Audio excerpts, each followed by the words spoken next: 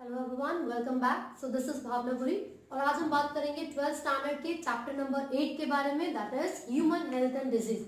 So friends, क्योंकि आपके exams बहुत ज्यादा नजदीक हैं और मैं फटाफट से एक शॉर्ट वीडियो बना रही हूँ चैप्टर नंबर 8 के लिए, तो मैं उन चीजों को एग्जाम पर्पज से डिस्कस करूंगी, राइट। तो जो सबसे पहले अगर इस चैप्टर की हम बात करें तो उसमें दो साइंटिस्ट के नाम आपको दिए हुए हैं। एक है हिपोक्रेट्स, जिनको फादर ऑफ मेडिसिन कहा जाता है, जिन्होंने एक टर्म दी थी ब्लैक बाइट, जिसका मतलब होता है हॉट पर्सनालिटीज, जिन लोगों को फीवर होता था उसके लिए टर्म यूज की जाती थी, राइट। तो साइंटिस्ट का नाम था हिपोक्रेट्स। उनको हम क्या कहते थे, या वो कौन थे? वो थे फादर ऑफ मेडिसिन, करेक्ट। जो सेकंड साइंटिस्ट है आपके इस चैप्टर में वो है विलियम हार्विक। विलियम हार्विक, उन्होंने क्या दिया था?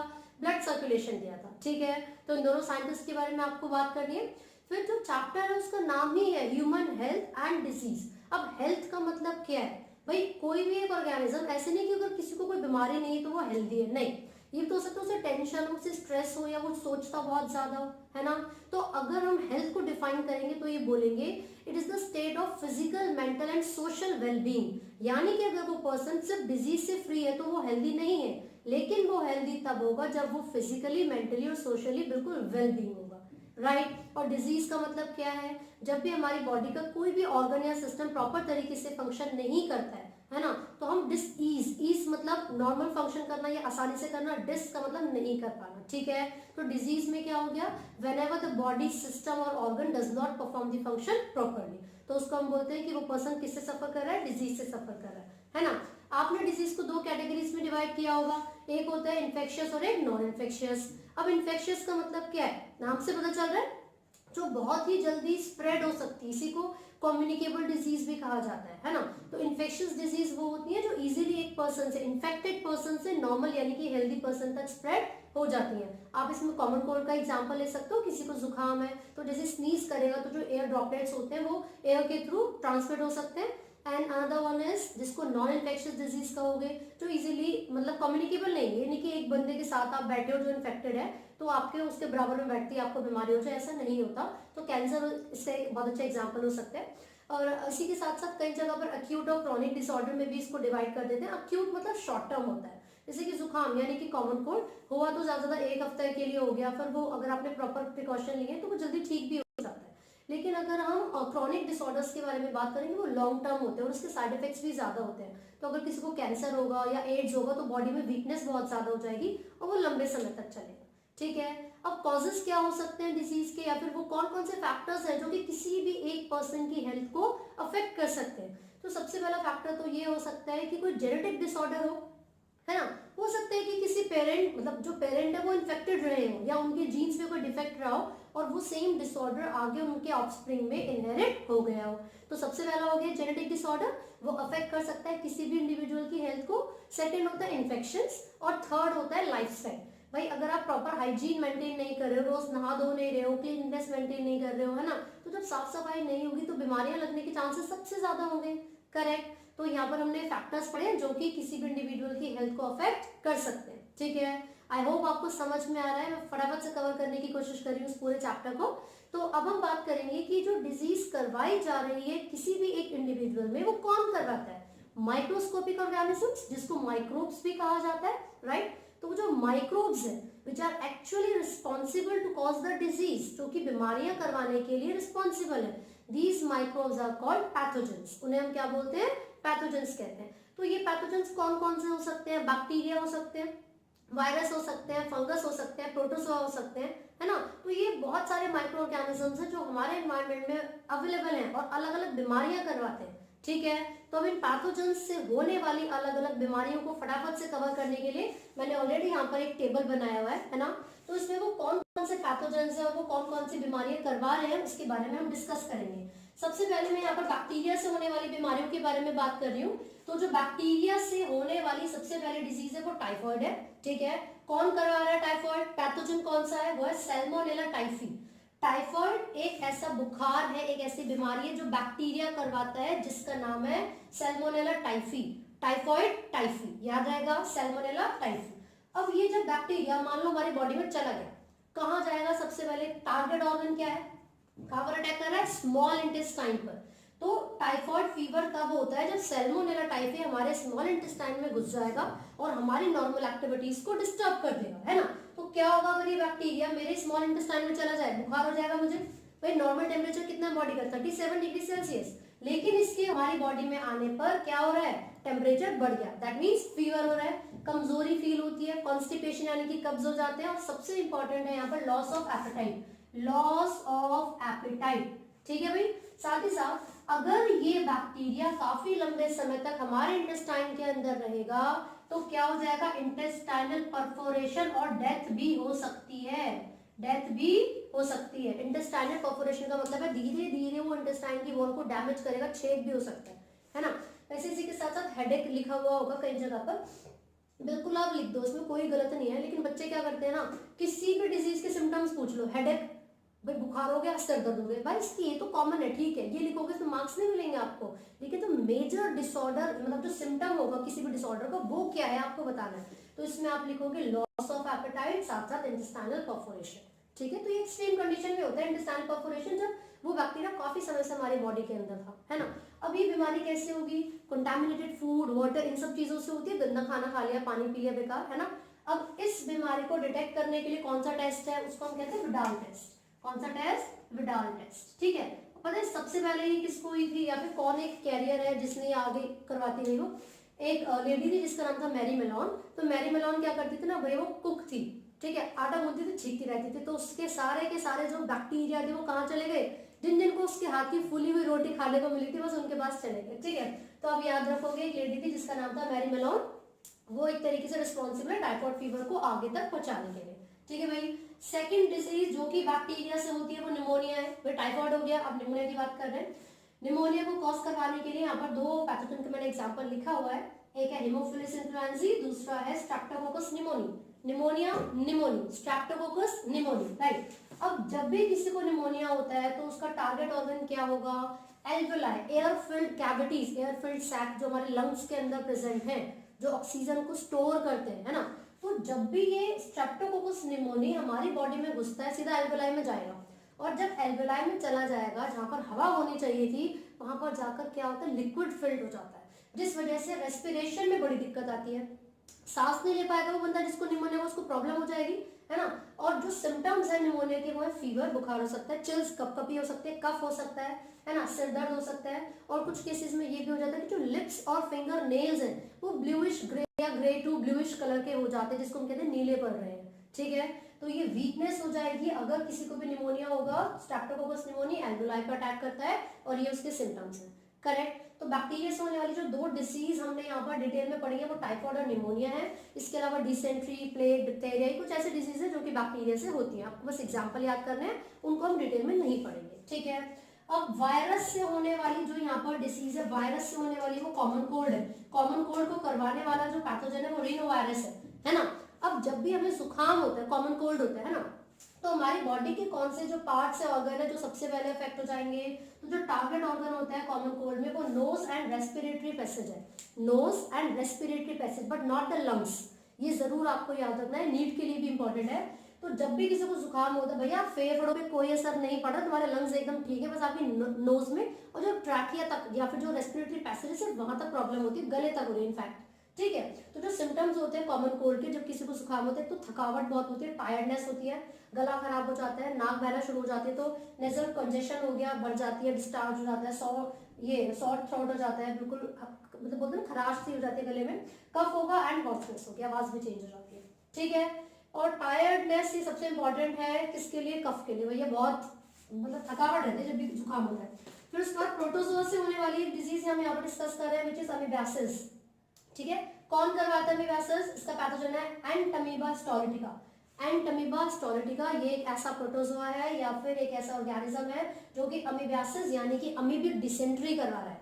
अमीबियासिस को ही अमीबिक डिसेंट्री कहा जाता है। ठीक है, और ये अटैक करेगा लार्ज इंटेस्टाइन पे। ये कहाँ अटैक कर रहा है, लार्ज इंटेस्टाइन पे। होगा क्या, जब भी देखो हाउस फ्लाई सबसे इंपॉर्टेंट यहाँ पर वेक्टर है, तो हाउस फ्लाई क्या करती है, फूड वाटर जो भी कंटामिनेशन हो चुकी है तो वो एक वेक्टर की तरह काम करेगी और इस पैथोजन को हमारी बॉडी तक पहुंचा देगी, है ना।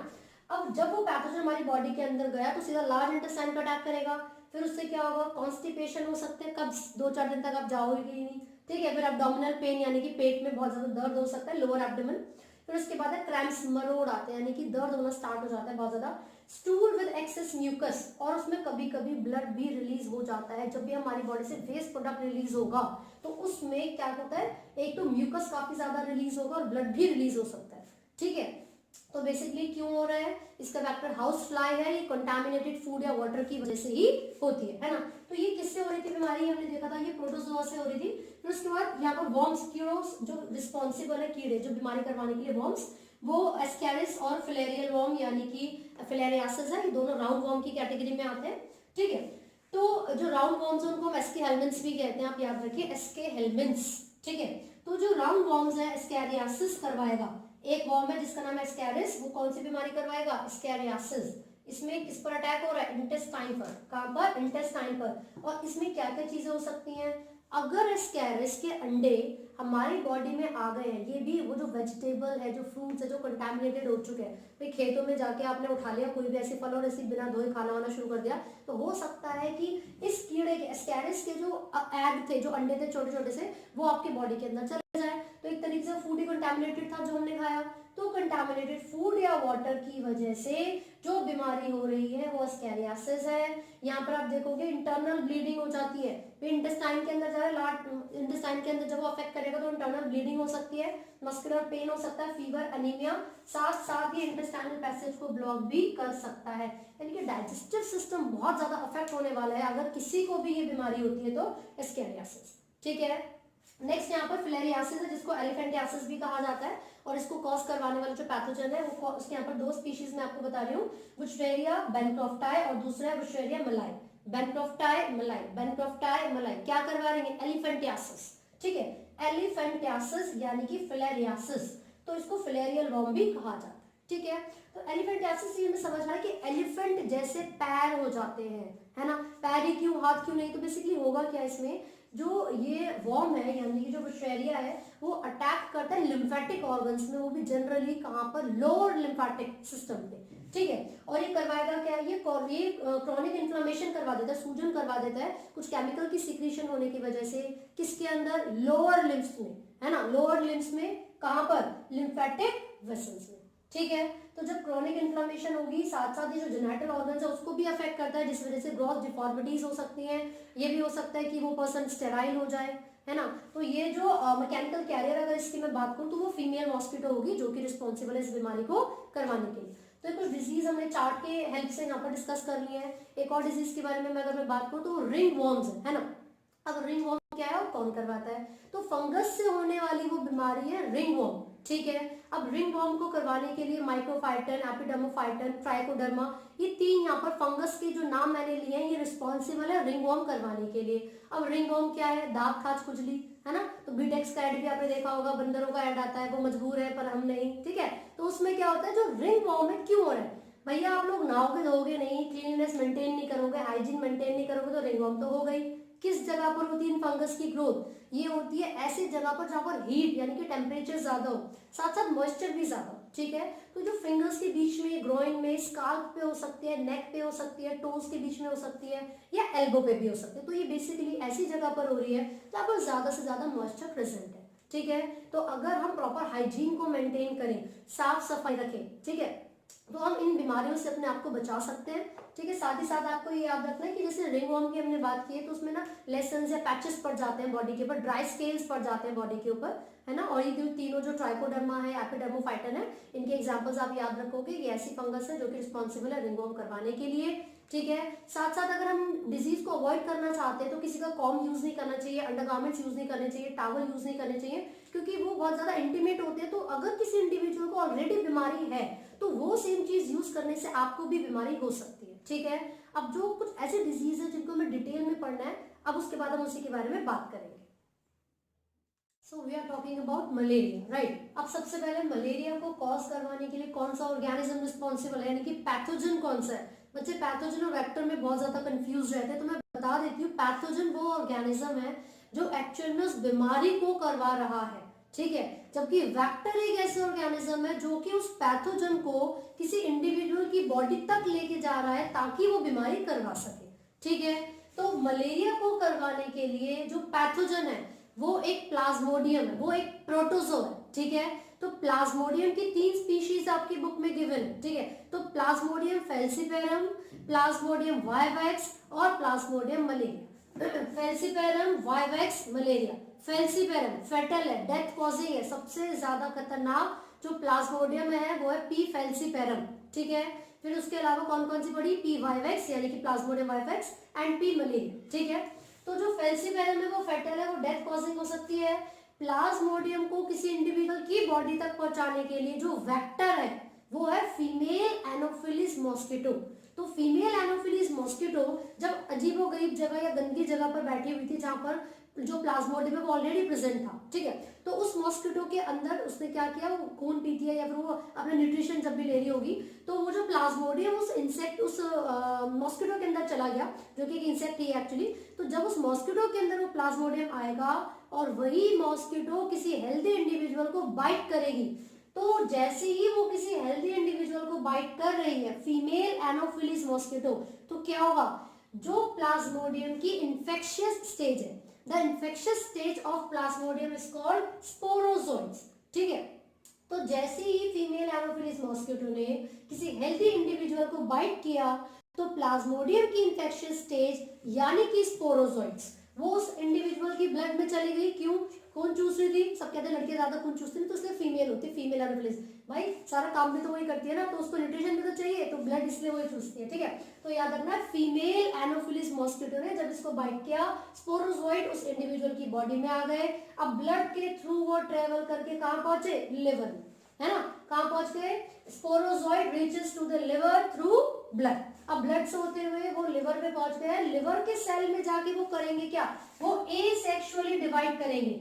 लिवर के सेल में जाकर जो स्पोरोजोइट्स है वो एसेक्सुअली डिवाइड करेंगे। यहाँ पर देखिए ये एसेक्सुअली डिवाइड करना उन्होंने स्टार्ट कर दिया है। अब यहाँ पर क्या होगा, बर्स्ट कर जाते हैं वो सेल्स जिसके अंदर ये स्पोरोजोइट एसेक्सुअली डिवाइड कर रहे थे, वो सेल्स बर्स्ट करेंगे। तो ये सारे पैरासाइट कहाँ चले गए, आरबीसी यानी कि रेड ब्लड सेल में। अब आरबीसी में जाके फिर से वो एसेक्सुअली रिप्रोड्यूस कर रहे हैं। आरबीसी में जाकर ये पैरासाइट फिर से एसेक्सुअली रिप्रोड्यूस कर रहा है, ठीक है। तो आपको याद रखना है 2 बार ये एसेक्सुअली डिवाइड कर रहा है, पहले लिवर सेल में फिर आरबीसी में, लिवर सेल में देन आरबीसी में, ठीक है। मैं पैरासाइट इसलिए बोल रही हूँ क्योंकि ये एक ऐसा ऑर्गेनिज्म है जो ऑर्गेनिज्म किसी दूसरे होस्ट की बॉडी के अंदर जाकर न्यूट्रिशन ले रहा है, ठीक है। तो यहाँ पर ये पैरासाइट 2 बार रिप्रोड्यूस करेगा, एसेक्सुअली पहले लिवर सेल में फिर एसेक्सुअली आरबीसी में यानी कि रेड ब्लड सेल में। अब आरबीसी में जब वो डिवाइड कर रहा है एसेक्सुअली बर्स्ट हो जाते हैं आरबीसी।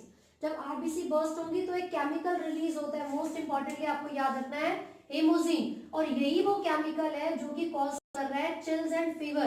क्या क्या करवा रहा है, चिल्स एंड फीवर। तो उसमें साइकिल होता है फीवर का, चढ़ रहा है फिर उतर रहा है, चढ़ रहा है फिर उतर रहा है, ठीक है। तो जैसे ही यहाँ पर दूसरी बार एसेक्सुअली आरबीसी में उसने रिप्रोड्यूस किया, डिवाइड किया, अब आरबीसी बस्ट हो गई, हेमोजीन रिलीज हो गया, चिल्स और फीवर हो रहे हैं उस इंडिविजुअल को। अब यहाँ पर जो नेक्स्ट स्टेज आ रही है वो सेक्सुअल स्टेज है। भाई देखिए ये सब चीजें कहाँ चल रही है, ह्यूमन होस्ट किसकी बॉडी में चल रहे हैं, ह्यूमन की बॉडी में चल रहे हैं। तो ये जो प्लाज्मोडियम है एक तरीके से इसको 2 होस्ट की जरूरत पड़ी है, एक तो ह्यूमन होस्ट हो गया और दूसरा मॉस्किटो होस्ट हो गया। तो ह्यूमन के अंदर एक सेक्सुअल स्टेज आती है, उस स्टेज में ये पैरासाइट क्या बना रहा है, गैमेटोसाइट्स, मेल गैमेटोसाइट और फीमेल, यहाँ फीमेल बन गए और यहाँ पर मेल, ठीक है। अब ये ब्लड में ही है उस बंदे के जिसके अंदर ये प्लाज्मोडियम एंट्री ले चुका था। अब उसके ब्लड में ये मेल और फीमेल गैमेटोसाइट सर्कुलेट करते जा रहे हैं, ठीक है, क्योंकि इमोजिन रिलीज होता जा रहा है तो उसको बुखार चढ़ता जा रहा है, फीवर और चिल्स होते जा रहे हैं, है ना।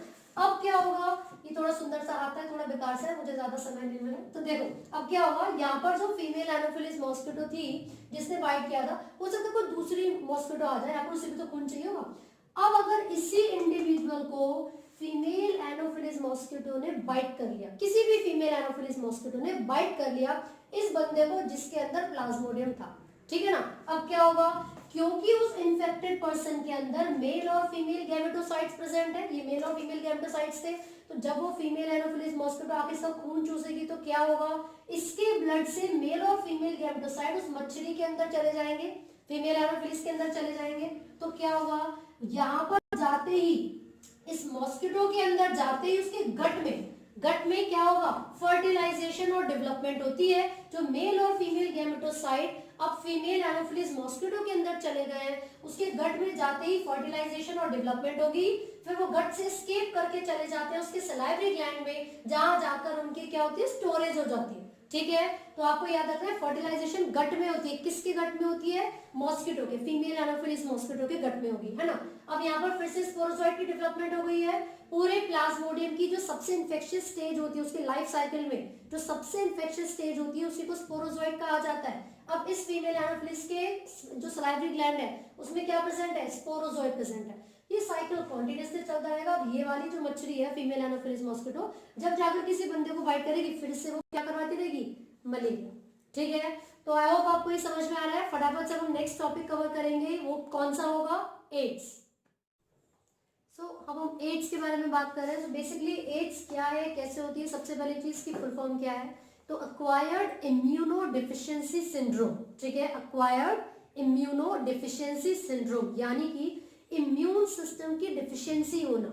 ठीक है, अक्वायर्ड का मतलब क्या है कि कहीं ना कहीं कोई ना कोई ऐसा फैक्टर रिस्पॉन्सिबल रहा होगा जिस वजह से आपको वो बीमारी हुई है, राइट। अब सिंड्रोम का मतलब क्या है, ग्रुप या फिर अ कलेक्शन ऑफ सिम्टम्स, बहुत सारे सिम्टम्स एक साथ होते हैं तो उसको हम सिंड्रोम कहते हैं। ठीक है, इस बीमारी को यानी कि एड्स को करवाने के लिए जो ऑर्गेनिज्म रिस्पॉन्सिबल है वो क्या है, वो एक वायरस है which is HIV, human immuno deficiency virus. ठीक है, ये कौन सी कैटेगरी से बिलोंग करता है, वो रिट्रोवायरस से बिलोंग करता है। कौन सी कैटेगरी से, रिट्रोवायरस से, है ना। और रिट्रोवायरस से आप एक चीज हमेशा याद रखोगे कि ये एक ऐसी कैटेगरी है वायरस की जिसका जेनेटिक मटेरियल क्या होता है, RNA। ये सबसे इंपॉर्टेंट चीज है जो कि नीट के पर्पज से भी इंपॉर्टेंट है। तो एड्स को करवाने के लिए जो ऑर्गेनिज्म, जो पैथोजन रिस्पॉन्सिबल है वो वायरस है HIV, human immuno deficiency virus. वो वायरस की कौन सी कैटेगरी से बिलोंग करेगा, रिट्रोवायरस से। उसका जेनेटिक मटेरियल क्या है, RNA। ठीक है, तो होगा क्या कि ये जो वायरस है रिट्रोवायरस, जैसे ही वो किसी ऑर्गेनिज्म की बॉडी में जाएगा तो वो सेल्स पर अटैक करना स्टार्ट करेगा, है ना। अब वो सेल्स कौन से होते हैं जिसके ऊपर ये HIV अटैक कर रहा है, वो जनरली होते हैं मैक्रोफेजेस। कौन से सेल्स, मैक्रोफेजेस, या कई जगह पर आपको टी लिम्फोसाइट्स लिखा हुआ भी दिखेगा तो वो भी करेक्ट है। ठीक है, तो यहाँ पर हम बात कर रहे हैं कि रिट्रोवायरस जैसे ही किसी ऑर्गेनिज्म की बॉडी में एंट्री लेगा तो ये जो उसका प्रोटीन कोट है, वायरल प्रोटीन कोट, यानी कि वायरस का जो प्रोटीन कोट है वो बाहर ही रह जाता है। और इस वायरस का जो जेनेटिक मटेरियल है, इन्फेक्शियस जेनेटिक मटेरियल यानी कि RNA, वो इस एनिमल सेल के अंदर, मैक्रोफेज के अंदर एंट्री लेगा। ठीक है, तो जनरली आपने क्या पढ़ा है कि सेंट्रल डॉग्मा में जो जेनेटिक मटेरियल DNA है वो क्या करता है, RNA में बदलता है by the process called transcription. Normally क्या होता है, DNA is converted into the RNA, या फिर DNA की इंफॉर्मेशन RNA में बदली जाती है। कौन से प्रोसेस से, ट्रांसक्रिप्शन। लेकिन यहाँ पर तो ऑलरेडी इसका जेनेटिक मटेरियल RNA है ना। तो यहाँ पर क्या होगा, ये जो वायरस का RNA है, it is now being converted to किस चीज में, DNA में। कौन से प्रोसेस से, रिवर्स ट्रांसक्रिप्शन। और कौन से एंजाइम की मदद से, रिवर्स ट्रांसक्रिप्टेज। ठीक है, तो जो वायरस का RNA था उसको कन्वर्ट कर दिया जाता है मैक्रोफेजेस के अंदर ही, किस चीज में, DNA में। कौन से प्रोसेस से, रिवर्स ट्रांसक्रिप्शन। और कौन से एंजाइम से, रिवर्स ट्रांसक्रिप्टेज। तो जब ये RNA DNA में बदलेगा तो वो डायरेक्टली किसके अंदर इंट्रोड्यूस हो जाएगा, इनकॉर्पोरेट हो जाएगा होस्ट सेल के न्यूक्लियस में, जहां पर उसका जीनोम यानी कि टोटल जेनेटिक मटेरियल प्रेजेंट है। ठीक है, तो जब होस्ट का जेनेटिक मटेरियल रेप्लिकेट करता है उसी के साथ साथ वायरस का जो जेनेटिक मटेरियल है वो भी रेप्लिकेट करेगा। तो ये तो हमें ऑलरेडी पता है कि जो वायरस होते हैं वो these are not truly living, तो वो हमेशा होस्ट की बॉडी यानी कि उसकी मशीनरी को ही ओवरटेक कर लेते हैं। तो जब होस्ट ऑर्गेनिज्म का जीनोम रेप्लिकेट करेगा तभी इस वायरस का DNA भी रेप्लिकेट करेगा और बहुत सारे न्यू वायरस की फॉर्मेशन हो जाएगी। और ये वायरस अब जाकर अटैक करेंगे दूसरे मैक्रोफेजेस पर यानी कि दूसरे सेल्स पर। ठीक है, तो बेसिकली एड्स का ट्रांसमिशन किस तरीके से हो रही है, पूरा चार्ट मैंने आपको बताया। तो जिस सेल्स पे उन्होंने इन्फेक्शन किया है वो तो एज इट इज रहेंगे, वो सर्वाइव करेंगे। लेकिन ये जो वायरस के जो सेल्स है, जो वायरल DNA RNA जो भी है, ये क्या करेगा, रेप्लिकेट करता रहेगा, है ना। चलो, सबसे पहले ये तो अमेरिका में डिस्कवर हुई थी, काफी साल हो चुके हैं उसको, और ऐसा माना गया है कि मिलियंस ऑफ ईयर्स, मतलब मिलियंस ऑफ पीपल को एक साल में ये अफेक्ट कर देती है, उनकी डेथ भी हो जाती है। तो ये होती कैसे, ये तो मुझे पता चल गया कि जब ये वायरस हमारी बॉडी में जाता है तो ये इस तरीके से काम करता है। वायरस बॉडी में आएगा कहाँ से, वो भी तो पता होना चाहिए। तो मतलब क्या कारण है, क्या कॉजेज है एड्स होने के। बेसिकली आपको 4 ऐसे रीजंस पता होने चाहिए जिस वजह से एड्स हो रही है। तो कॉजेज में क्या क्या आ सकता है, सबसे पहला तो अनप्रोटेक्टेड, या फिर ये भी नहीं बोलेंगे, इन्फेक्टेड पर्सन से जब सेक्सुअल कांटेक्ट होगा, मतलब कोई एक इंडिविजुअल जिसको ऑलरेडी कोई बीमारी है, ये बीमारी है एड्स, अगर उसके साथ अनप्रोटेक्टेड सेक्स होता है तो ये बीमारी हो सकती है। तो एक तो हो गया कि सेक्सुअल इंटरकोर्स से हो सकता है विद द इन्फेक्टेड पर्सन। दूसरा हो सकता है अगर मदर को ऑलरेडी ये बीमारी थी, एड्स थी, तो प्लेसेंटा के थ्रू उनके बच्चों को, फीटल जो बच्चा है उसके अंदर ये बीमारी भी पहुंच सकती है, ठीक है।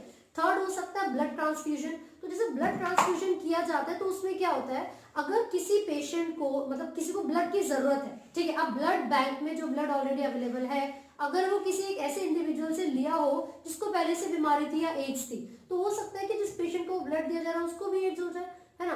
तो ब्लड ट्रांसफ्यूजन भी एक रीजन हो सकता है।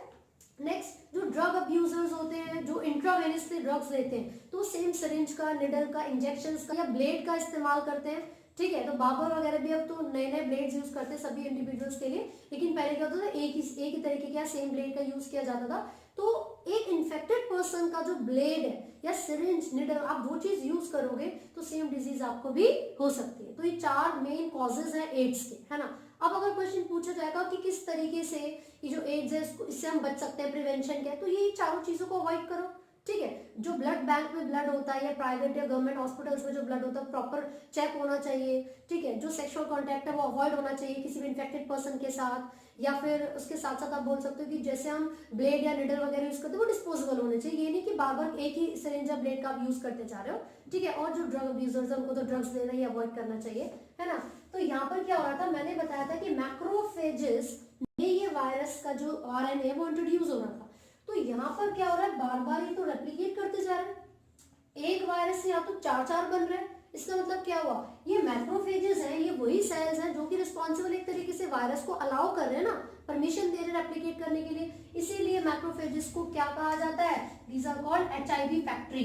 क्या कहते हैं इनको, एचआईवी फैक्ट्री कहा जाता है, क्योंकि मैक्रोफेजेस या टी लिम्फोसाइट्स ऐसे सेल्स है जिसके अंदर ये जो एचआईवी है, जो वायरस है, वो बार बार रेप्लिकेट करता है और बहुत सारे नए वायरस की फॉर्मेशन करेगा, ठीक है। और जिस भी इंडिविजुअल को एड्स बीमारी, ये वाली बीमारी होगी, तो जैसे कि मैंने बोला कि इम्यून सिस्टम इसमें वीक हो जाता है, तो जो छोटे मोटे जो बैक्टीरियाज हैं, जो पैथोजेंस हैं, जो कि नॉर्मली हम लोगों को कोई बीमारी नहीं करवाते हैं, वो उनके ना वो प्रॉन हो जाते हैं, उनके ज्यादा चांसेस बढ़ जाते हैं कि उनको बहुत ज्यादा छोटी छोटी जो बीमारियां हैं वो लग जाए, ठीक है। और साथ साथ अगर हम बात करेंगे कि इस डिजीज को अगर हमें डिटेक्ट करना है तो कैसे किया जाएगा, ठीक है। तो उसके लिए क्या होता है, एक टेस्ट होता है जिसको हम एलिसा कहते हैं, एलिसा, ELISA।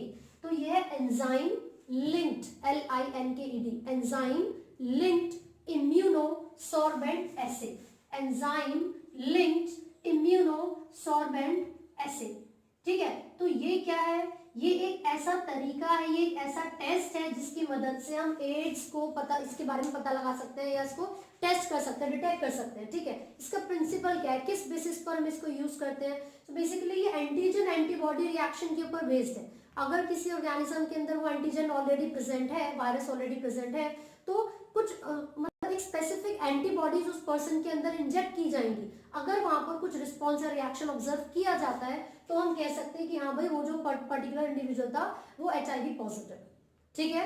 तो ये हमने इसके बारे में पढ़ लिया है, तो किस तरीके से जो एड्स है वो इन्फेक्ट हो सकता है या फिर दूसरे इंडिविजुअल्स तक जा सकता है, या वो वायरस बॉडी में कैसे जाएगा, किस तरीके से नुकसान पहुंचाएगा। बेसिकली जो WHO है या जो नॉन गवर्नमेंटल ऑर्गेनाइजेशंस हैं, है ना, नाको वगैरह, वो सब भी क्या कर रहे हैं, उन सब ने मिलकर एक, जैसे बोलते हैं ना कि अपने तरफ से स्टेप लिया है कि किस तरीके से इसको अवॉइड किया जाए, कि जो केसेस हैं एड्स के उनको डिक्रीज किया जाए। तो उसमें वही सब चीजें बताया था कि जो ब्लड बैंक है उनकी प्रॉपर चेकिंग की जाती है, या लोगों के अंदर अवेयरनेस क्रिएट करवाई जाती है अबाउट कि वो अनप्रोटेक्टेड इंटरकोर्स ना करें, या फिर जो मल्टीपल पार्टनर्स है वो ना हो, या फिर कोई इन्फेक्टेड पर्सन हो तो वो तुरंत जाकर टेस्ट करवाए। अगर उसको सस्पेक्ट है, डाउट है, तो वो एक अच्छे से क्वालिफाइड डॉक्टर के पास जाकर टेस्ट करवाए, इस चीज को अवॉइड ना करें, ठीक है। तो अब हम अगले टॉपिक की तरफ चलेंगे, विच इज कैंसर। कैंसर क्या है और किस तरीके से होगा। बेसिकली क्या होता है, हमारी बॉडी में जितने भी नॉर्मल सेल्स हैं उनके अंदर एक स्पेसिफिक प्रॉपर्टी है जिसको हम कहते हैं कॉन्टैक्ट इनहिबिशन, राइट। इसका मतलब है कि अगर हमारे एक स्पेसिफिक बॉडी पार्ट में 1000 नंबर ऑफ सेल्स होना चाहिए, ठीक है, तो जब वो लास्ट के 2-3 सेल्स बन रहे होंगे, डिवीजन होकर न्यू सेल्स आ रहे होंगे, तो एक दूसरे के कांटेक्ट में आने पर उन्हें पता चल जाएगा भैया 1000 ही सेल्स बनने चाहिए थे और 1000 सेल्स की फॉर्मेशन हो चुकी है, तो अब फर्दर कोई भी डिवाइड नहीं करेगा, ठीक है। तो एक दूसरे के कांटेक्ट में आने पर ग्रोथ को इनहिबिट करना, फर्दर डिवीजन को इनहिबिट करना मतलब रोकना, ये जो प्रॉपर्टी है वो नॉर्मल सेल्स में होती है, बट जो कैंसरस सेल्स होते हैं they must have lost this property. तो एक तरीके से हम कह सकते हैं कि कैंसर एक ऐसी कंडीशन है जब अनकंट्रोल्ड ग्रोथ होती है हमारी बॉडी के सेल्स की, ठीक है। तो वो सेल्स जिनके अंदर कॉन्टैक्ट इनहिबिशन की प्रॉपर्टी लॉस्ट हो जाती है, these are called cancerous cells. तो उसका मतलब क्या होगा, एक दूसरे के कांटेक्ट में आने के बाद भी वो रुकेंगे नहीं, कॉन्टिन्यूसली डिवाइड करते रहेंगे, फर्दर डिवाइड करते रहेंगे। एज अ रिजल्ट वो क्या फॉर्म कर सकते हैं, ट्यूमर्स, ठीक है। अब ट्यूमर क्या है, इट इज अ कलेक्शन और अ मास ऑफ सेल्स। जब बहुत सारे सेल्स का ग्रुप एक जगह इकट्ठा हो जाता है उसको हम ट्यूमर कहते हैं, ठीक है। Now these tumours are divided into two categories, benign और मैलिग्नेंट। अब इन दोनों में क्या डिफरेंस है, बेनिग्न का मतलब क्या होता है कि अगर हमारी बॉडी के एक स्पेसिफिक यानी कि एक ओरिजिनल लोकेशन पर जहां पर सेल्स की अनकंट्रोल्ड ग्रोथ हुई है, वो सारा जो ग्रुप ऑफ सेल है वो उसी जगह तक रिमेन यानी कि सीमित रहे, कन्फाइंड रहे। तो उसका मतलब है वो जो ट्यूमर है वो एक स्पेसिफिक बॉडी के पार्ट का ट्यूमर हो गया। मान लीजिए किसी को लंग्स में कैंसर है, किसी को माउथ का कैंसर है, अगर वो दूसरी जगह पर नहीं पहुंच रहा है, अपनी ओरिजिनल लोकेशन तक ही कन्फाइंड है, तो इस तरीके के ट्यूमर को हम कहते हैं benign, it is confined to the original location, ठीक है। तो ये मतलब लिटिल इफेक्ट डैमेज देगा बॉडी को, बहुत ज्यादा असर नहीं कर रहा है। ऐसा नहीं है कि बिल्कुल कुछ फर्क ही नहीं पड़ता अगर बेनिग्न ट्यूमर होगा तो, नहीं। इसमें ये होता है कि मैलिग्नेंट में तो स्प्रेड करता जा रहा है, फैलता जा रहा है, तो वो बॉडी के अलग अलग पार्ट्स में भी नया नया ट्यूमर क्रिएट करता जा रहा है, तो वो ज्यादा डेंजरस है। तो कंपैरेटिवली हम बोल रहे हैं कि जो बेनिग्न है वो ज्यादा डेंजरस नहीं है, ठीक है। अब इसमें मैलिग्नेंट में क्या बताया जाता है, बोला जाता है कि मैलिग्नेंट ट्यूमर एक ऐसी कंडीशन होती है, एक ऐसा ट्यूमर है जिसमें जो ओरिजिनल लोकेशन पे कैंसरस सेल्स प्रेजेंट थे, कैंसरस सेल्स को नियोप्लास्टिक सेल्स भी कहा जाता है, जब वो ओरिजिनल लोकेशन पर प्रेजेंट थे वहां पर क्या हो गया, जो पहले सेल्स रह रहे थे उनके साथ कंपटीशन किया, जितना भी फूड रिसोर्सेज प्रेजेंट था अब उसकी कमी तो होगी, स्कार्सिटी होगी, कंपटीशन बढ़ेगा। एज अ रिजल्ट जितने भी कैंसरस सेल्स है वो सारा का सारा न्यूट्रिशन वहां से कंज्यूम करेंगे और स्टारवेशन यानी कि भूखे मरेंगे, तो नॉर्मल पहले के सेल्स बचे हुए थे। अब क्या होगा, वहां पर सारा खाना खत्म हो चुका है, ये कैंसरस सेल्स स्प्रेड करेंगे, मतलब नियोप्लास्टिक सेल्स यानी कि cancerous cells from the original position जो स्लो डाउन सेपरेट हो जाते हैं, ओरिजिनल पोजीशन से सेपरेट होकर किसी दूसरी लोकेशन पे पहुंचेंगे, वहां जाकर नया ट्यूमर क्रिएट करना शुरू करेंगे। और ये जो प्रॉपर्टी है बहुत ज्यादा खतरनाक प्रॉपर्टी है मैलिग्नेंट ट्यूमर की, and this is called metastasis, ठीक है। अगर आपसे पूछा जाएगा most feared property of malignant tumour क्या है, तो दिस इज मेटास्टेसिस। क्या होता है इसका मतलब, it is the ability of the cancerous cells to spread to the different parts of the body and create a new tumour, ठीक है। इसीलिए बोला जाता है कि ये फेटल यानी कि डेथ कॉजिंग भी हो सकता है मैलिग्नेंट, राइट। अब कैंसर होने के कारण क्या है, कौन कौन से कॉजेज है जिस वजह से किसी भी इंडिविजुअल को कैंसर हो सकता है।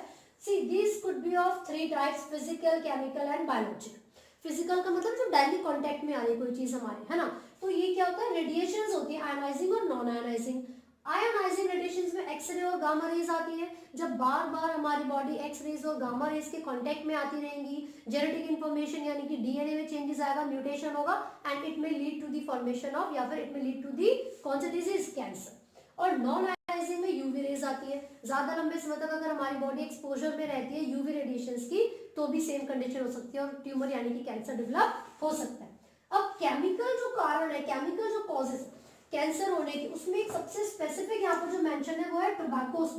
तो जो टोबैको है बिकॉज वो कंटेन करता है निकोटीन को, निकोटीन हमारी बॉडी के अंदर जाकर बहुत सारे डिफरेंट एक्टिविटीज को स्टिमुलेट कर सकता है ना, तो इसीलिए वो जो कोलॉइडल है, वो जो सब्सटेंस है वो रिस्पॉन्सिबल है, सॉरी स्टीरॉइड, वो रिस्पॉन्सिबल है क्या करवाने के लिए, लंग्स कैंसर करवाने के लिए। कई बार जो लोग बहुत ज्यादा टोबैको च्यू करते हैं उनको माउथ कैंसर भी हो जाता है, ठीक है। तो ये टोबैको जो कि कंटेन कर रहा है निकोटीन को, स्टेरॉइड को, ये रिस्पॉन्सिबल है कैंसर के फॉर्म करवाने के लिए। देन बायोलॉजिकल अगर कॉजेज की हम बात करेंगे तो ऐसा देखा जाता है कि नॉर्मली इंडिविजुअल्स की बॉडी के अंदर कुछ प्रोटो ऑन्कोजीन्स प्रेजेंट होते हैं, मतलब कुछ ऐसे सेल्स प्रेजेंट है जिन्हें कैंसरस सेल्स बोलेंगे लेकिन वो इनएक्टिव है, ठीक है। तो यहाँ पर जो ऑन्कोजेनिक वायरस है, these are the virus that cause cancer, तो हम कह सकते हैं कैंसर कॉजिंग वायरस को हमने बोला है ऑन्कोजेनिक वायरस। कैंसर कैसे करवाते हैं ये, इनके पास जेनेटिक मटेरियल है जिसको हम कहते हैं वायरल ऑन्कोजीन, ठीक है, और इन्हीं सेल्स के लिए हमने नाम दिया है प्रोटो ऑन्कोजीन्स क्योंकि वो इनएक्टिव है। एक्टिव कब होंगे? जब बहुत ज्यादा लंबे समय तक हम एक्सपोजर में रहेंगे, या तो निकोटीन के या फिर रेडिएशन के। ठीक है, तो कार्सिनोमा भी कहा जाता है, जो कैंसर सेल्स होते हैं उनके लिए टर्म यूज की जाती है। अब साथ साथ कॉजेज तो हमें पता चल गया कि हमें इन चीजों को अवॉइड करना, अगर हम कैंसर को अवॉइड करना चाहते हैं। अब डिटेक्शन कैसे हो, कैसे पता चलेगा कि किसी इंडिविजुअल को कैंसर है या नहीं है? तो यहाँ पर आप बायोप्सी करवा सकते हैं। बायोप्सी क्या होता है? किसी भी सस्पेक्टेड इंडिविजुअल के टिश्यूज को कट किया जाता है, बहुत ही थिन लेयर ली जाती है और माइक्रोस्कोप के अंदर उसको ऑब्जर्व किया जाएगा हिस्टोपैथोलॉजिकल लैब्स में। ठीक है, और रेडियोग्राफी में जिसमें एक्सरे का यूज कर सकते हैं डिटेक्शन के लिए, सिटी स्कैन यानी कि कंप्यूटर टोमोग्राफी जिसमें पूरी इमेज ऑब्जर्व की जाती है ना।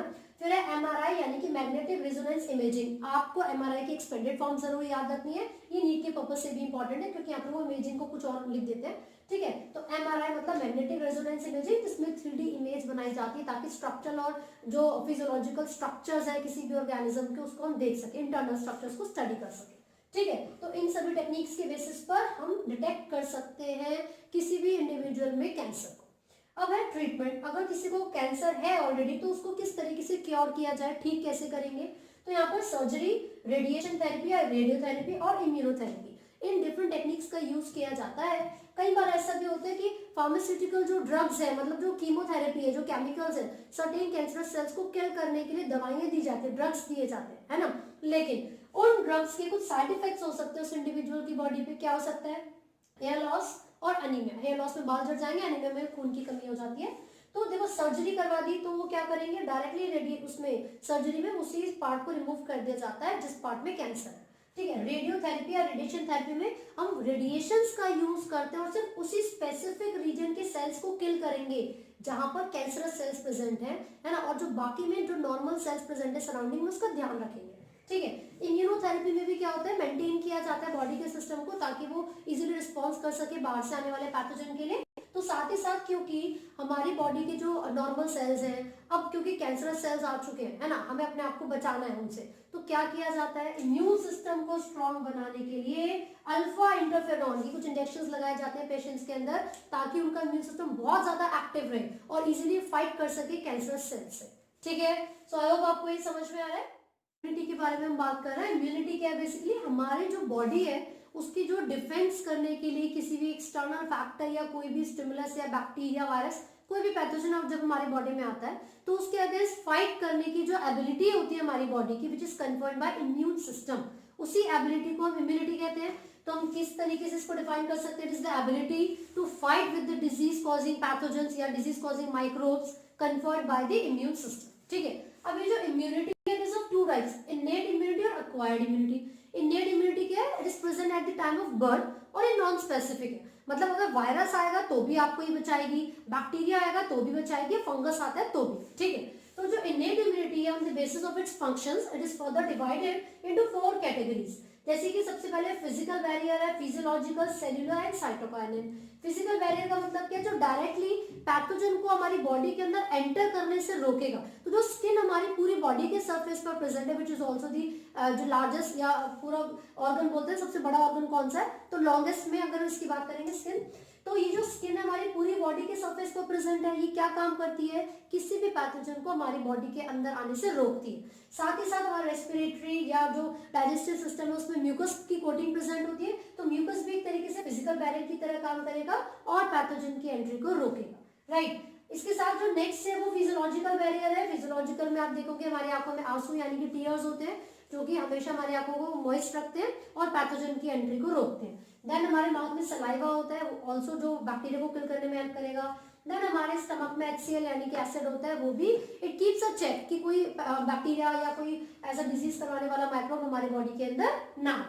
सेलुलर बैरियर में आप WBCs की बात कर रहे हो यानी कि ल्यूकोसाइट्स, उसमें एक एग्जांपल आपको PMNL का दे रखा है, which is polymorpho nuclear lymphocyte. ठीक है, तो ल्यूकोसाइट सॉरी, तो ये जो PMNL है, पॉलीमॉर्फो न्यूक्लियर ल्यूकोसाइट, ये किस तरीके से हेल्प करेगा? नेचुरल किलर्स और ये जो मैक्रोफेजेस है इनके साथ मिलकर वो फेगोसाइटोसिस करते हैं, यानी कि बाहर से आने वाले पैथोजेंस को डाइजेस्ट कर लेते हैं, उनको कंप्लीटली किल कर देते हैं। Then come cytokinin. होता क्या है, मान लो कोई एक बॉडी का पार्ट है या सेल है जो कि वायरस से इन्फेक्टेड हो चुका है ना, अब उसे तो पता है कि मेरा तो समय आ चुका है, मैं तो नहीं बचूंगा, लेकिन वो मरते मरते जो नॉन इन्फेक्टेड सेल्स है उनको अलर्ट करके जाता है है ना। तो किस तरीके से अलर्ट करेगा, एक केमिकल को रिलीज करेगा विच इज इंटरफेरॉन। तो साइटोकाइनिन बैरियर में हम किस बारे में बात कर रहे हैं, इंटरफेरॉन्स की। वो क्या है, किसने प्रोड्यूस किया, जो वायरस से इन्फेक्टेड सेल्स होते हैं, नॉन इन्फेक्टेड सेल्स को बचाने के लिए, उनको अलर्ट करने के लिए इंटरफेरॉन के केमिकल, इंटरफेरॉन नाम के केमिकल को प्रोड्यूस करते हैं। ठीक है, फिर इसी के साथ साथ आप देखोगे इनेट इम्यूनिटी हो गया। अब अक्वायर्ड इम्यूनिटी के बारे में बात कर रहे हैं। अक्वायर्ड इम्यूनिटी स्पेसिफिक इम्यूनिटी होती है और मेमोरी के ऊपर बेस्ड होती है। स्पेसिफिक इम्यूनिटी होती है और मेमोरी के ऊपर बेस्ड होती है। अक्वायर्ड इम्यूनिटी मतलब बर्थ की समय से प्रेजेंट नहीं होगी, जिस तरीके से हम डेवलप, हमारी बॉडी डेवलप होती है उसी के साथ साथ हम इसको भी डेवलप करते रहते हैं, राइट। अब इसमें आप देखोगे अक्वायर्ड इम्यूनिटी में दो तरीके के रिस्पॉन्स होते हैं, primary response and secondary response. अब ये जो प्राइमरी रिस्पॉन्स है, यानी कि जो सबसे पहला रिस्पॉन्स होता है किसी भी पैथोजन के लिए, और ये रिस्पॉन्स कौन देगा, एंटीबॉडीज देंगी जो हमारी बॉडी में बनेगी। कौन बनाता है वो एंटीबॉडीज, कुछ स्पेशलाइज्ड लिम्फोसाइट्स होते हैं हमारी बॉडी में। देखिए बी लिम्फोसाइट्स और T lymphocytes, B lymphocytes and T lymphocytes. आपको ये याद रखना है कि एंटीबॉडीज की फॉर्मेशन करने के लिए बी लिम्फोसाइट रिस्पॉन्सिबल है, लेकिन इनकी मदद कौन करेगा, टी लिम्फोसाइट। ठीक है, तो अगर टी लिम्फोसाइट्स का काउंट हमारी बॉडी में कम हो रहा है तो एंटीबॉडीज भी नहीं बन पाएंगी। एड्स में हमने पढ़ा था टी लिम्फोसाइट्स से मैक्रोफेजेस कम होते रहते हैं, जब वो कम होंगे तो क्या होगा, आप बी लिम्फोसाइट्स जो है वो काम नहीं कर पाएंगे, काम नहीं करेंगे तो एंटीबॉडीज नहीं बनेगी, और अगर एंटीबॉडीज नहीं होगी तो बाहर से आने वाले पैथोजन से फाइट कौन करे, राइट।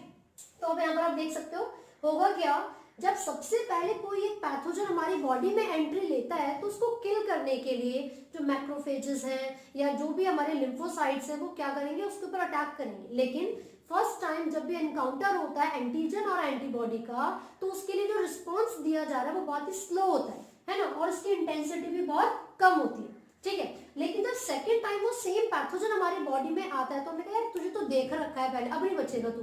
इसका मतलब क्या हुआ, जब सेम पैथोजन को सेकेंड टाइम आपकी बॉडी के सेल्स देखेंगे तो उसको तुरंत किल कर देंगे, यानी कि इस बार का जो रिस्पॉन्स होगा सेकेंडरी रिस्पॉन्स, जिसको एनामनेस्टिक रिस्पॉन्स भी कहा जाता है, वो हाई इंटेंसिटी के साथ होता है, इट इज फास्टर। क्लियर है, तो मैंने बताया बी लिम्फोसाइट्स और टी लिम्फोसाइट्स इस रिस्पॉन्स को करवाने के लिए रिस्पॉन्सिबल है। बी लिम्फोसाइट्स का मेन फंक्शन क्या है, एंटीबॉडीज को प्रोड्यूस करना। टी लिम्फोसाइट्स क्या करेंगे, हेल्प करेंगे ताकि एंटीबॉडीज की प्रोडक्शन हो सके। तो यहाँ पर मैंने एक एंटीबॉडी का स्ट्रक्चर बनाया हुआ है विच इज H2L2। देखो H2 का मतलब है दो हैवी चेन है, L2 का मतलब है दो लाइट चेन। ठीक है, तो यहाँ पर ये जो आपको दिख रही है, ये जो पूरी चेन जा रही है, दिस इज हैवी। ये दोनों कैसी है, हैवी चेन, और ये दोनों लाइट चेन। क्वेश्चन क्या पूछा जाएगा, ये स्ट्रक्चर किसका है, एंटीबॉडी का है। इसको H2L2 क्यों कहते हैं, बिकॉज इसमें दो लाइट और दो हैवी चेन्स होती हैं। कौन से बॉन्ड से जुड़े हुए होंगे, ये होते हैं डाइसल्फाइड बॉन्ड से जुड़े हुए। कौन से, डाइसल्फाइड बॉन्ड से। फिर पूछेंगे इसको लेबल करो, ये कौन सी जगह है, ये होती है एंटीजन बाइंडिंग साइट, इसको कहते हैं एंटीजन बाइंडिंग साइट। बाहर से आने वाला कोई भी एंटीजन एंटीबॉडी से इस जगह पर आकर जुड़ेगा। ठीक है, उस हिसाब से शेप की मॉडिफिकेशन भी हो जाती है।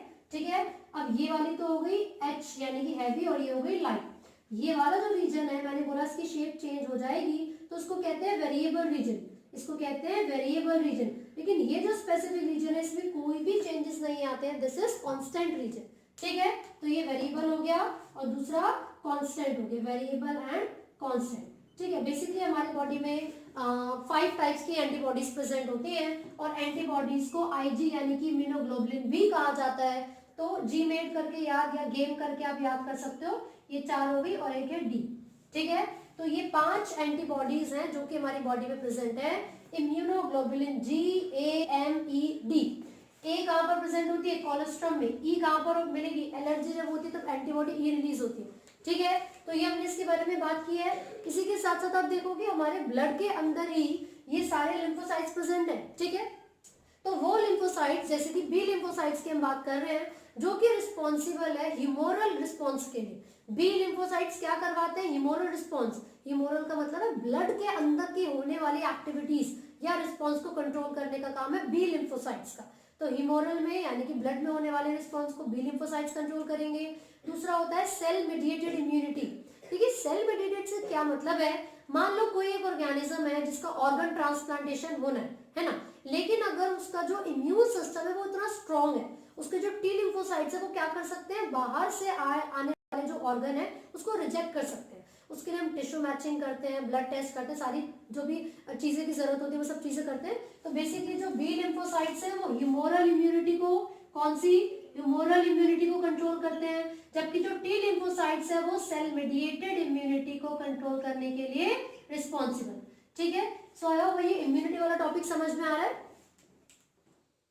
स्टूडेंट्स अब हम बात करेंगे एक्टिव एंड पैसिव इम्यूनिटी के बारे में। तो क्या डिफरेंस होता है एक्टिव और पैसिव इम्यूनिटी। तो बेसिकली जो एक्टिव इम्यूनिटी है वो बहुत ही स्लो होती है और एक ऐसी इम्यूनिटी जो कि हमारी बॉडी में खुद से एंटीबॉडीज की फॉर्मेशन करेगी, राइट। तो होता क्या है, नॉर्मली अगर कोई पैथोजन हमारी बॉडी में एंट्री लेगा तो उसके अगेंस्ट क्या होता है, एंटीबॉडीज बनने का प्रोसेस स्टार्ट हो जाता है। तो वो प्रोसेस जो कि हमारी बॉडी के अंदर हो रहा है और एंटीबॉडीज की फॉर्मेशन कर रहा है ताकि हमें डिफेंस कर सके, यानी कि बाहर से आए हुए किसी भी माइक्रोब से हमें बचा सके। ठीक है, तो उसको हम कहते हैं एक्टिव इम्यूनिटी। मान लीजिए किसी को कॉमन कोल्ड हो गया, ठीक है, तो जो वायरस है जिसने वो कॉमन कोल्ड करवाया है उसके अगेंस्ट हमारी बॉडी में एंटीबॉडीज की फॉर्मेशन होगी, है ना। लेकिन अगर हम मेडिसिन नहीं लेते, मतलब प्रिपेयर्ड एंटीबॉडीज बाहर से नहीं लेते हैं, तो हो सकता है कि वो जो कॉमन कोल्ड हमारा 2 दिन में ठीक हो सकता था वो 4 या 5 दिन तक चलता रहे। तो इसका मतलब ये हुआ कि जो एक्टिव इम्यूनिटी होती है वो कैसी होगी, स्लो होगी, मतलब ये बहुत ज्यादा टाइम लेती है ना। लेकिन इसका फायदा क्या है, लॉन्ग लास्टिंग होती है। इसका फायदा क्या है, ये लॉन्ग लास्टिंग होती है। ठीक है, मतलब जैसे अगर हम बाहर से रेडीमेड मेडिसिन ले रहे हैं, एंटीबायोटिक्स ले रहे हैं, तो उससे क्या होगा, कुछ समय के लिए हमें थोड़ा रिलीफ फील होगा, थोड़ी जो तबीयत है वो ठीक हो जाएगी। लेकिन अगर हम एक्टिव इम्यूनिटी के बारे में बात करते हैं जिसमें कि एंटीबॉडीज हमारी बॉडी के अंदर ही प्रिपेयर होती है, तो वो इम्यूनिटी लॉन्ग लास्टिंग होती है। ठीक है, अब जो दूसरी है वो पैसिव इम्यूनिटी है। पैसिव इम्यूनिटी में क्या होता है, जो रेडीमेड एंटीबॉडीज होती हैं, जो रेडीमेड एंटीबॉडीज होंगी वो इंट्रोड्यूस की जाती है हमारी बॉडी के अंदर। इसका एक सबसे अच्छा एग्जांपल अगर मैं बता दूं तो कोलेस्ट्रॉम है। तो कोलेस्ट्रॉम में क्या होता है, एंटीबॉडी ए होती है, IgA, और वो कोलेस्ट्रॉम मदर की बॉडी में बन रहा है ना। तो मिल्क सिक्रेशन तो मदर करती है, तो मदर की बॉडी से वो मिल्क कहाँ जा रहा है, बच्चे के अंदर, फीटस के अंदर। तो एक तरीके से बच्चे को रेडीमेड एंटीबॉडीज मिल रही है। तो इस तरीके की जो इम्यूनिटी होगी वो पैसिव इम्यूनिटी होगी, है ना। लेकिन जैसे एक्टिव वाली लॉन्ग लास्टिंग थी, ये लॉन्ग लास्टिंग नहीं होती, ये लॉन्ग लास्टिंग नहीं होती। तो हमने इसके एग्जांपल देखे। अब जो नेक्स्ट टॉपिक है वो क्या है, उसमें हम वैक्सीनेशन और इम्यूनाइजेशन के बारे में बात करेंगे। देखिए, वैक्सीनेशन का मतलब क्या है, बेसिकली ये होता है जब भी हम किसी पैथोजन के एक्शन से अपनी बॉडी को बचाना चाहते हैं, है ना, तो वैक्सीनेशन करवाई जाती है। इसका एक बहुत ही अच्छा एग्जांपल पोलियो वायरस का हम दे सकते हैं। देखिए, पोलियो की वैक्सीन हम सबने अपनी लाइफ में कभी ना कभी तो पी है ना, जब हम छोटे थे, 2 बूंद जिंदगी की, वो तो याद ही होगा। तो बेसिकली क्या होता है, इसमें जो पोलियो की वैक्सीन है वो क्यों दी जाती है और उसमें है क्या, मैं बताती हूँ। जो पोलियो करवाने के लिए पैथोजन रिस्पॉन्सिबल है वो क्या है, वो एक वायरस है ना। और हमेशा ये होगा कि वो वायरस जब हमारी बॉडी में जाएगा तो वो डिफॉर्मिटीज करवा देगा, एब्नॉर्मैलिटीज करवा देगा। लेकिन हम उससे बचना चाहते हैं, तो उसके लिए हम क्या करते हैं, वो वायरस जो कि रिस्पॉन्सिबल है पोलियो करवाने के लिए, उसको हीट किल कर देते हैं। हीट किल कर देना या फिर एटेनुएट कर देना, ठीक है। हीट किल करके इसी वायरस को जो एंटीबॉडीज है उसकी फॉर्म में प्रिपेयर किया जाता है और बच्चों को वो ड्रॉप्स दी जाती है।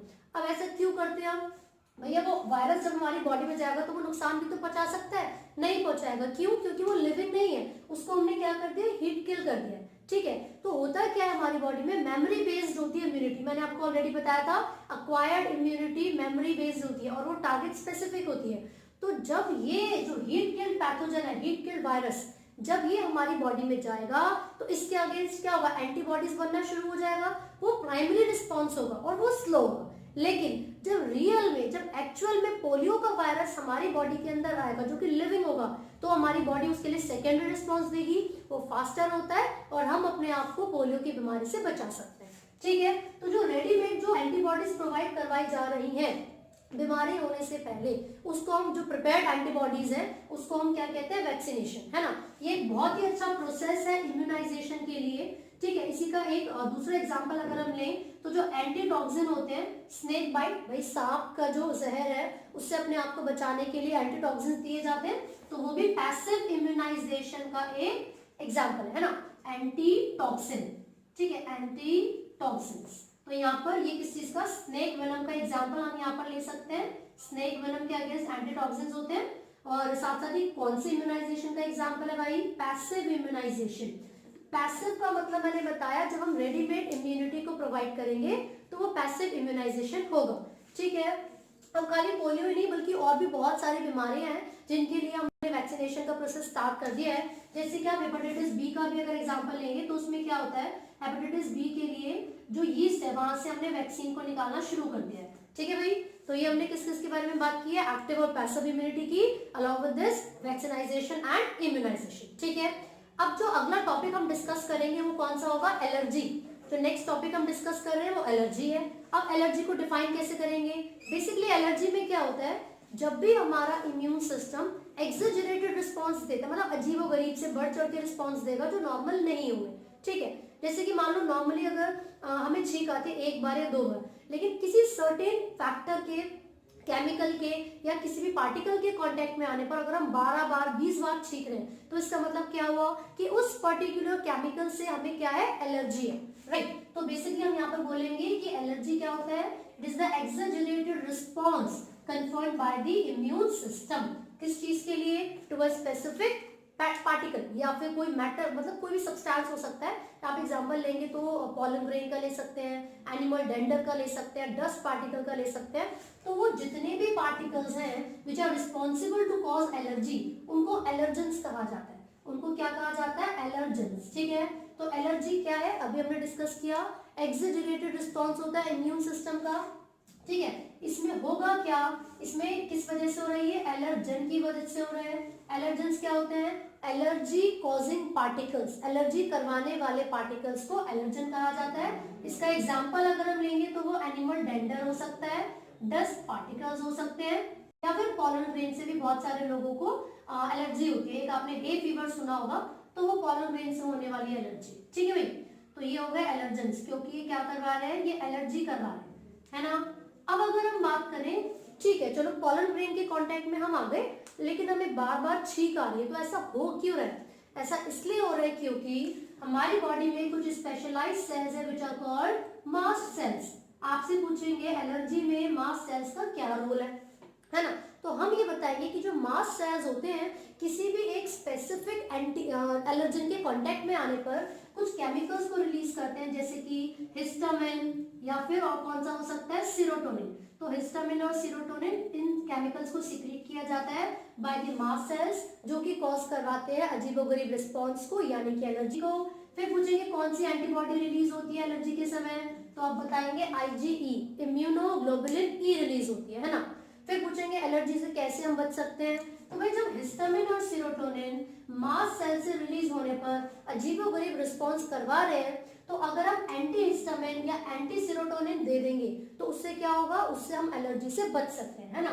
तो यहाँ पर एलर्जी से बचने के लिए हम क्या कर सकते हैं, एंटी हिस्टामिन या एंटी सीरोटोनिन ले सकते हैं। तो हम लिख रहे हैं एंटी हिस्टामिन या फिर एंटी सीरोटोनिन। ये कुछ ऐसे सब्सटेंसेस हैं, केमिकल्स हैं जो कि एलर्जी से हमें बचा सकते हैं।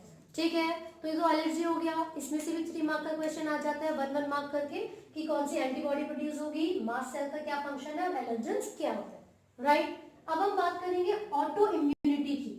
ऑटो इम्यूनिटी का मतलब क्या है भाई, देखो हमारी बॉडी के जितने भी सेल्स हैं उनकी एक खासियत है, एक कैरेक्टरिस्टिक फीचर है। स्पेसिफिकली मैं बात कर रही हूँ लिम्फोसाइट्स की या फिर एंटीबॉडीज की। वो क्या करते हैं, सेल्फ और नॉन सेल्फ में डिफरेंशिएट कर सकते हैं, क्योंकि हम हायर ऑर्गेनिजम्स हैं, हमारे सेल्स काफी ज्यादा डेवलप्ड है, तो हमारे अंदर क्या एबिलिटी होती है to differentiate between self and non self. Right, लेकिन किसी भी जेनेटिक डिसऑर्डर की वजह से, किसी भी म्यूटेशन की वजह से या डिफॉर्मिटी की वजह से अगर हमारे बॉडी के सेल्स की वो एबिलिटी सेल्फ और नॉन सेल्फ में डिफरेंशिएट करने की अगर वो एबिलिटी लॉस्ट हो जाती है, तो क्या होगा, the immune system goes out of track, यानी जो नॉर्मल फंक्शन होता है इम्यून सिस्टम का वो नहीं हो पाएगा और हमारा इम्यून सिस्टम किसी और ही डायरेक्शन में चला जाएगा, जिस वजह से जो एंटीबॉडीज हमारे अंदर बनेंगी वो अपने ही सेल्फ जो सेल्स हैं उनको डिस्ट्रॉय करना स्टार्ट कर देंगे। उसी को हम कहते हैं ऑटो इम्यूनिटी। क्या कहते हैं उसको, ऑटो इम्यूनिटी। इसमें हमने क्या पढ़ा कि हमारे सेल्स के अंदर एबिलिटी होती है to differentiate between self and non self, लेकिन अगर ये एबिलिटी लॉस्ट हो जाए तो क्या होगा, the immune system goes out of track, the immune system goes out of track. इस वजह से क्या हो जाता है, इस वजह से ये होगा कि भैया जो नॉर्मल फंक्शन चल रहा था इम्यून सिस्टम का वो नहीं हो पाएगा, है ना, और जो एंटीबॉडीज है अब वो सेल्फ सेल्स को भी डैमेज करना स्टार्ट कर देंगी। और इस ऑटो इम्यूनिटी के जो डिजीज है या ऑटो इम्यून डिसऑर्डर अगर मैं बोलूं तो उसमें यही होता था, immune system goes out of track and the antibodies start degenerating self cells, अपनी ही बॉडी के सेल्स को डीजनरेट करना स्टार्ट कर देते हैं। इसका एक एग्जांपल आपकी बुक में भी गिवन है, र्यूमेटॉइड आर्थराइटिस, ठीक है, र्यूमेटॉइड आर्थराइटिस। तो इसमें हम बोलते हैं ना कि जोड़ों में दर्द हो जाता है, इन्फ्लेमेशन ऑफ जॉइंट्स हो जाती है, तो ये वही है र्यूमेटॉइड आर्थराइटिस। तो इसके अंदर क्या हो गया भैया, ऑटो इम्यूनिटी में या ऑटो इम्यून डिजीज में इसमें एक बीमारी हो जाती है जिसमें immune system out of track चला जाता है, ठीक है। अब हम बात कर रहे हैं हमारे इम्यून सिस्टम के ऑर्गन्स के बारे में, है ना। अब वो कौन कौन से ऑर्गन्स होते हैं, वो दो तरीके के ऑर्गन्स हो सकते हैं, प्राइमरी ऑर्गन या primary lymphoid organ and secondary lymphoid organ. तो फटाफट से लिम्फॉइड ऑर्गन्स के बारे में हम पढ़ लेते हैं। जो प्राइमरी लिम्फॉइड ऑर्गन है उनका जो मेन फंक्शन होता है वो है formation and maturation of lymphocytes. जो प्राइमरी और सेकेंडरी है उनमें क्या डिफरेंस है ना। सबसे पहले मैं बात कर रही हूँ प्राइमरी लिम्फॉइड ऑर्गन की। देखिए प्राइमरी लिम्फॉइड ऑर्गन वो होते हैं जहां पर formation and maturation of lymphocyte occurs, formation and maturation of lymphocytes occur, वो होते हैं प्राइमरी, ठीक है भाई। अब यहाँ पर एग्जांपल कौन कौन सा हो सकता है, एक तो सबसे इंपॉर्टेंट हो गया बोन मैरो, है ना। आप मुझे बताया कि भैया लिम्फोसाइट कौन कौन से होते हैं, कितने तरीके के पढ़े लिम्फोसाइट्स आपने, दो तरीके के, बी लिम्फोसाइट्स और टी लिम्फोसाइट। तो यहाँ पर हम दोनों के बारे में बात करेंगे, है ना, बी लिम्फोसाइट्स और टी लिम्फोसाइट्स दोनों के बारे में बात की जा रही है, ठीक है भाई। तो बोन मैरो के अंदर फॉर्मेशन तो दोनों की होती है, बोन मैरो के अंदर फॉर्मेशन दोनों की होती है, बी लिम्फोसाइट्स की भी और टी लिम्फोसाइट्स की भी। इसको आप कैपिटल में लिखें, B lymphocytes and T lymphocytes, ठीक है।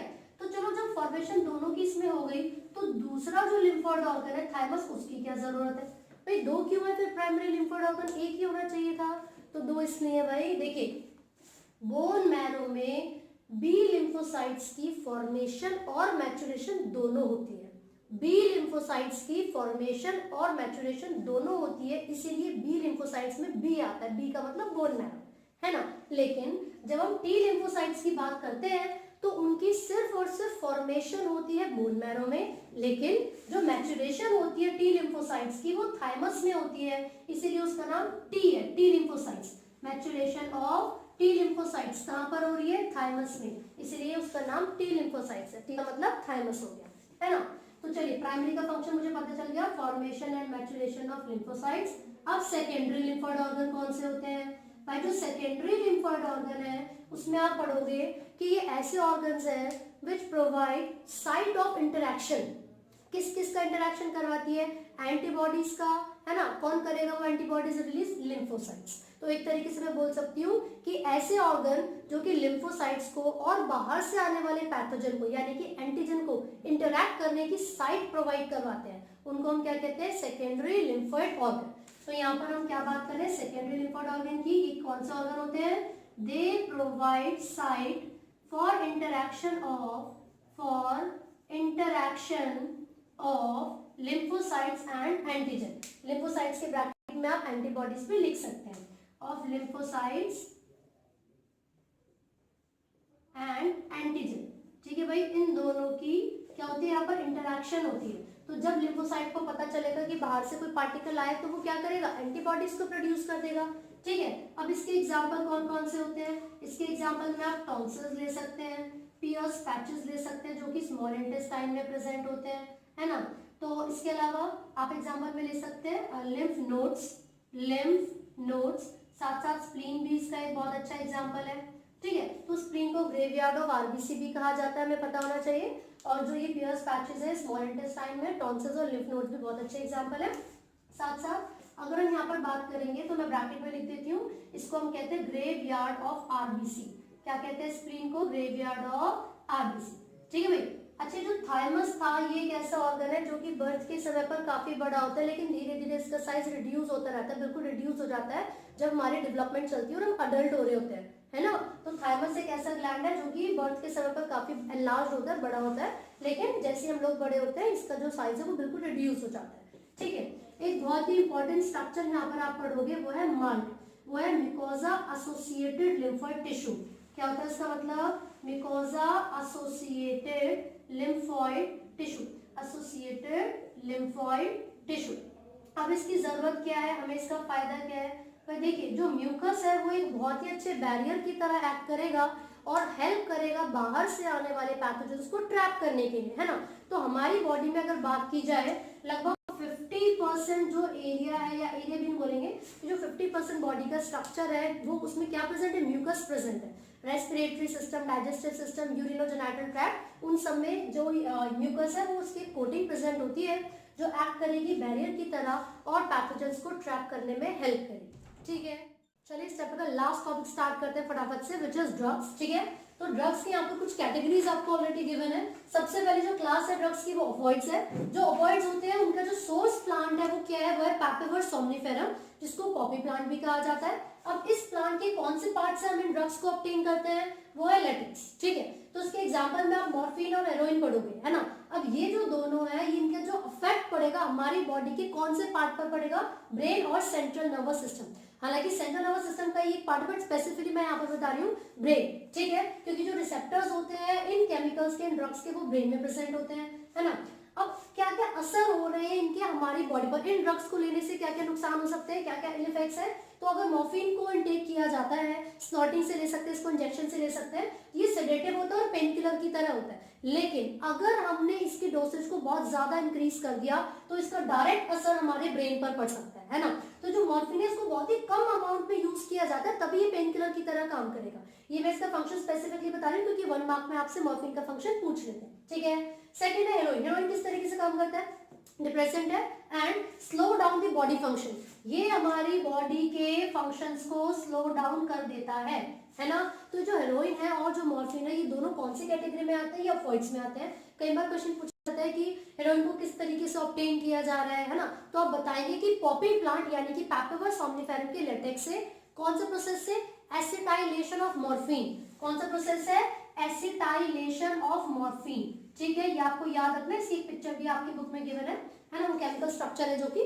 फिर उसके बाद कई बार ये ओपियोइड्स के लिए पैपिवर सोम्निफेरम का डायग्राम बना के दे देते हैं और आपसे पूछते हैं कि ये कौन सा प्लांट है, इससे ऑब्टेन होने वाला ड्रग कौन सा है। ठीक है, तो सेकंड कैटेगरी, सेकंड क्लास जो है ड्रग्स की, वो कैनाबिनॉइड्स है।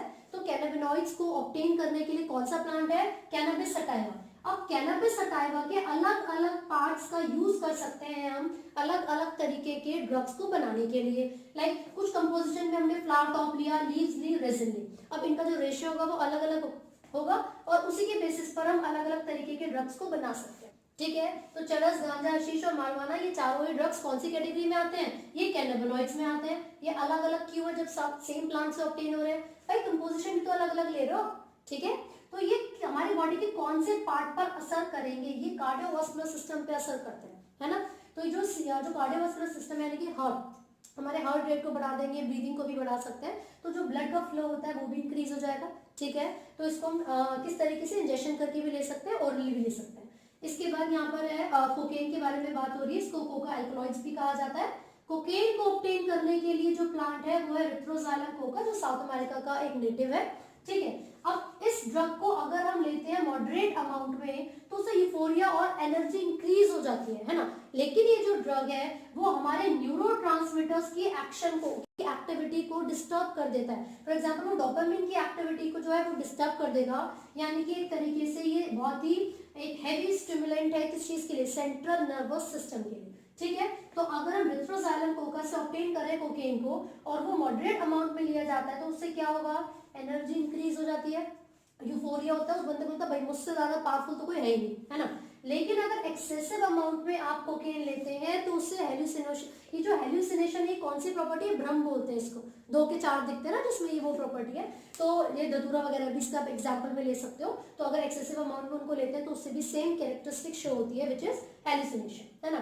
यहाँ पे मैंने 2 और एग्जाम्पल लिखे हुए आपकी एनसीईआरटी के, which is LSD, lysergic acid diethylamide, और दूसरा है बार्बिटूरेट्स। ये दोनों ऐसे ड्रग्स हैं जो कि जो मेंटल इलनेस होती है किसी भी पेशेंट की, रिसेंटली जिसका भी कोई ऑपरेशन वगैरह हुआ हो, तो उसकी मेंटल इलनेस को कोप करने के लिए ये ड्रग्स भी दिए जाते हैं, है ना। लेकिन मैं फिर बता रही हूँ ये बहुत ही लिमिटेड अमाउंट में दिए जाते हैं, है ना। क्योंकि अगर इनकी ओवरडोसेज हो जाएगी तो वो डायरेक्टली हमारी बॉडी के अलग अलग ऑर्गन्स पे, पार्ट्स पे अटैक करेगा, जो कि फेटल भी हो सकता है। ठीक है, सो आई होप आपको ये चैप्टर समझ में आया हो। पूरा का पूरा जो 8 चैप्टर है फटाफट से मैंने समराइज किया हुआ है, क्योंकि आपके बोर्ड चल रहे हैं तो अच्छे से आप लोग प्रिपरेशन कीजिए। And do not forget to like, share and subscribe.